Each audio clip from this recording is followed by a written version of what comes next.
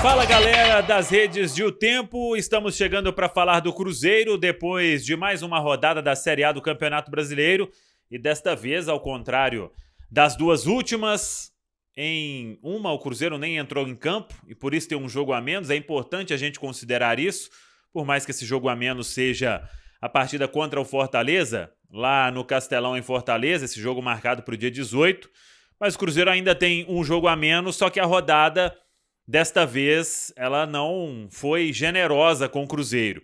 O Vasco venceu, o Santos venceu, o Bahia venceu, o Corinthians venceu, o próprio São Paulo, que eu acho que não ia entrar nessa briga de qualquer forma, e as coisas vão se afunilando. O Cruzeiro, com a derrota diante do São Paulo, tem 3 pontos de vantagem em relação ao Vasco, 17º colocado. O resultado bom foi a derrota do Goiás em casa para o Red Bull Bragantino, mas o Cruzeiro tem 3 pontos de vantagem em relação ao 17º e este jogo a menos. Eu confesso que eu não gosto de ficar contando com jogo a menos, mas é um fato.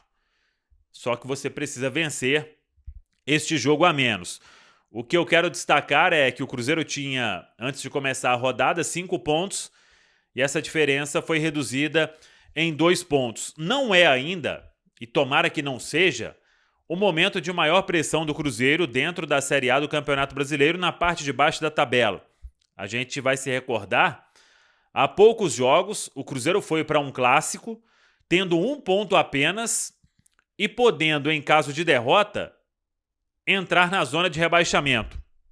Terminar aquela rodada na zona de rebaixamento. O Cruzeiro venceu bem o Atlético, venceu bem o Bahia, ficou sem atuar, que era o jogo contra o Fortaleza, e veio a derrota para o São Paulo, que confesso, não gosto também de falar sobre justiça no futebol, mas o Cruzeiro criou para pelo menos voltar com 1 ponto diante do São Paulo, que seria um resultado bom para o Cruzeiro.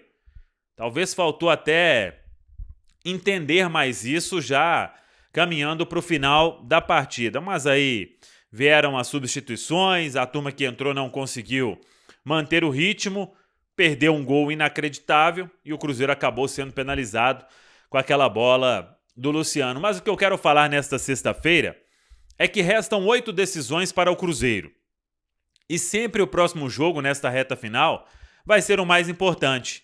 E domingo tem o Internacional, em que o Cruzeiro precisa vencer e passa a ser um confronto direto, porque a vitória contra o Inter, o Cruzeiro ultrapassa o próprio Inter na tabela.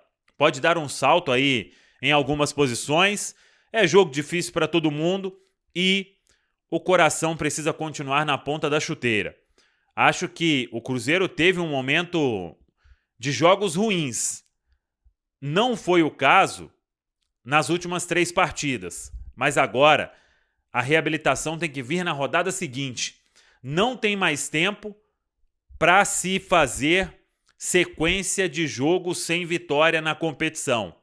Contra o Internacional, o espírito tem que continuar, a competitividade tem que continuar, a entrega tem que continuar. E eu tenho certeza que virá uma resposta muito legal da arquibancada com o Mineirão ali, com mais de 40 mil torcedores. Eu penso o seguinte, chegou no momento, em claro que uma derrota, ela deixa todo mundo chateado. Foi difícil dormir de ontem para hoje, pensando no jogo, mas a cada rodada as esperanças precisam se renovar.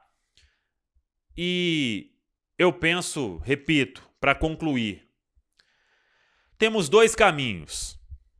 Abraçar esse time, esse elenco, essa comissão técnica nos 8 jogos que restam para cumprir o principal objetivo ou jogar a toalha. Pelo que eu conheço da torcida do Cruzeiro, isso jamais vai acontecer. Então, bora pro Mineirão. O torcedor do Cruzeiro, a Nação Azul, tem uma missão: empurrar esse time rumo à vitória no domingo diante do Internacional. Tá falado, pessoal? Um abraço, até a próxima.